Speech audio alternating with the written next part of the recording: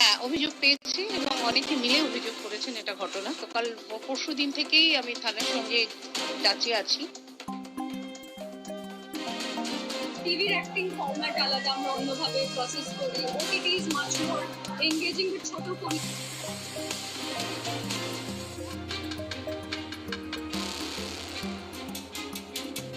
অভিনেতা রাহুল বন্দ্যোপাধ্যায় মৃত্যু কি সাধারণ কোনো দুর্ঘটনা নাকি সুপরিকল্পিতভাবে কোনো হত্যা?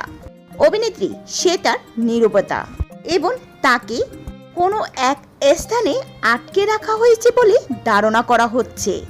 কেন সেটা এখনো মুখ খুলেনি? তবে কি সত্যি সেটাকে গুম করে রাখা হয়েছে? আলসারি উতাল সমুদ্রে তলিয়ে যাওয়ার বিষয়টি প্রথমে দুর্ঘটনা মনে করা পুলিশের থেকে রিপোর্ট চেয়েছি। আজকে আমরা নিজেরা ভিজিটে এসেছি। দুটো বিষয় ভাইরাল হয়েছিল।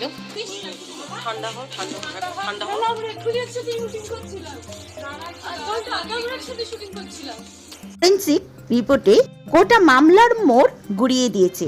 রিপোর্টে রাহুলের হাতের তালুর নিচে একটি শুকনো লাল দাগ পাওয়া গেছে, যা বিশেষজ্ঞদের মতে কোনো ইলেকট্রিক শকের লক্ষণ। ধারণা করা হচ্ছে সমুদ্রে পড়ার আগেই তাকে ইলেকট্রিক ডিভাইস দিয়ে অবশ করা হয়। তদন্তে আরও চাঞ্চল্যকর তথ্য উঠে এসেছে রাহুলের আইপ্যাড ব্যাকআপ থেকে।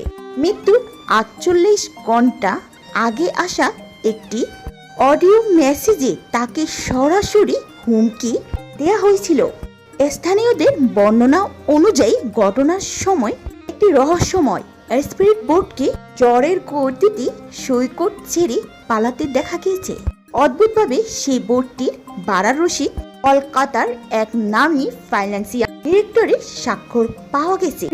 সেটা তারও দেখা মিলছে না। রাহুলের মৃত্যুর পর থেকে তাকে কোনো স্থানে আটকে রাখা হয়েছে এমন গুঞ্জনে রহস্য আরো বাড়িয়ে তুলেছে। সেটা নাকি মুখ খুললে প্রথমেই পরিচালকের নাম চলে আসতে পারে। তাই সেটা কি ভয়ে মুখ খুলছে না?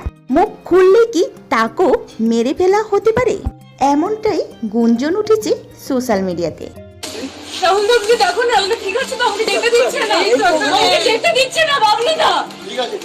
টলিউডের নামী পরিচালক বা প্রভাবশালীদের সঙ্গে এই ঘটনার কোনো যোগসূত্র আছে কিনা তা নিয়েও প্রশ্ন উঠেছে। আমার হোম ডেকর মানে আমি যখন যেখানে যাই কিছু কিছু কালেকশন আমি করি সেইখানকার যা যা বিশেষ সেইগুলো নিয়ে।